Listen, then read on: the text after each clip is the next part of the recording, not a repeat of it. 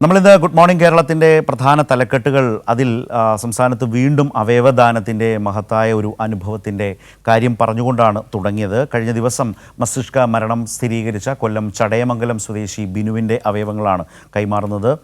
സുലേഖ വിവരങ്ങളുമായി ചേരുകയാണ്. സുലേഖ.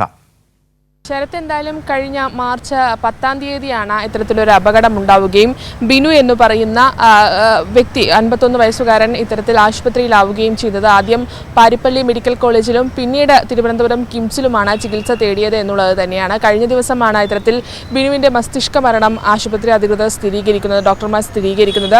തുടർന്ന് കേസോട്ടോയും അതിനൊപ്പം തന്നെ ആശുപത്രി അധികൃതരും ഇത്തരത്തിൽ ബന്ധുക്കളുമായി ബന്ധപ്പെട്ട ഈ അവയവദാനത്തിന് കുടുംബത്തിന് താല്പര്യമുണ്ടോ എന്നുള്ള കാര്യങ്ങളൊക്കെ തന്നെയും തിരക്കുകയും ഇത് അവയവദാനത്തിന് കുടുംബം തയ്യാറാവുകയുമാണ് ഉണ്ടായത്. ഇത്തരത്തിൽ വലിയ വിഷമഘട്ടത്തിൽ കൂടിയാണ് കുടുംബത്തിന്റെ ഒരു തീരുമാനം ഉണ്ടായത് എന്നുള്ളത് തന്നെയാണ്. ആദ്യഘട്ടത്തിൽ ഇത്തരത്തിൽ ഒരു കിഡ്നി, അതിന് 2 കിഡ്നികളും ഒപ്പം കോർണിയ, ഹൃദയം എന്നിവ മാറ്റിവെക്കാനാണ് തീരുമാനിച്ചത്. ഇതിൽ ഹൃദയം മാറ്റിവെക്കുന്നതിൽ ചില ആരോഗ്യപരമായ ചില പ്രശ്നങ്ങളുണ്ട്.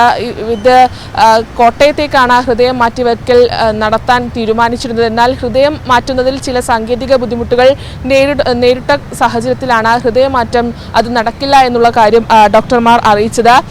അതിനൊപ്പം തന്നെ ഒരു കിഡ്നി തിരുവനന്തപുരം മെഡിക്കൽ കോളേജിലും മറ്റൊരു കിഡ്നി കിംസിൽ തന്നെയാണ് മാറ്റിവെക്കുന്നത്.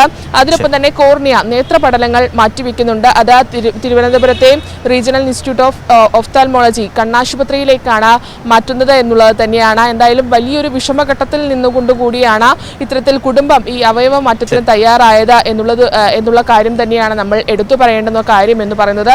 എന്തായാലും അല്പസമയത്തിനകം തന്നെ ഈ മാറ്റിവെക്കൽ ശസ്ത്രക്രിയയുമായി ബന്ധപ്പെട്ടുള്ള ഈ അവയവങ്ങൾ മാറ്റാനുള്ള ശസ്ത്രക്രിയ ഉടനടി തന്നെ 9 മണിയോട് കൂടി തന്നെ പൂർത്തിയാകുമെന്നതാണ് മനസ്സിലാക്കാൻ കഴിയുന്നത്. ശരത്.